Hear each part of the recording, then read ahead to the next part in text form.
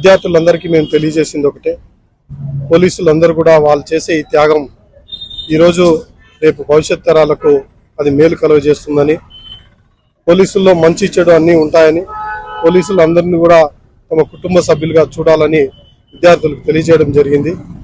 అలాగే విద్యార్థులకు, ప్రజలకు, పోలీసులకు మధ్య ఉన్న దూరాన్ని కూడా తగ్గించే విధంగా అనేక కార్యక్రమాలు ఈ వారం పాటు చేపడతాం. అందులో భాగంగా స్కూల్ పిల్లలకు పోలీస్ స్టేషన్ పిలిపించి పోలీస్ స్టేషన్ ఫంక్షనింగ్ విధానం గురించి తెలియజేశాం. అలాగే ఒక బ్లడ్ డొనేషన్ క్యాంపు డివిజన్ లెవెల్లో ఇన్స్పెక్టర్ మహేందర్ రెడ్డి ఆధ్వర్యంలో నిర్వహించడం జరుగుతుంది. అలాగే రేపు సైకిల్ ర్యాలీ కూడా ఒకటి ప్లాన్ చేశాం. పోయిన శనివారం రోజు టీజీఎస్పీ దళాలు వారు బైక్ ర్యాలీ కూడా నిర్వహించారు ఇబ్రహీంపట్నం ప్రాంతంలో. ఇలాగ పలు కార్యక్రమాలు ప్రజల సహకారంతో ప్రజల్ని దీంట్లో భాగస్వాములు చేస్తూ ఈ యొక్క వారం పాటు కూడా అనేక కార్యక్రమాలు నిర్వహిస్తున్నాం. దాంట్లో భాగంగా కళాశాలలో కూడా మా ఎస్హెచ్ఓలు అందరూ 6 పోలీస్ స్టేషన్ పరిధిలోని ఎస్హెచ్ఓలు అందరూ కూడా అన్ని కాలేజీల్లో వ్యాసరచన పోటీలు విద్యార్థులకు నిర్వహించడం జరుగుతోంది. అలాగే సిబ్బందికి కూడా వ్యాసరచన పోటీలు కూడా నిర్వహించడం జరిగింది.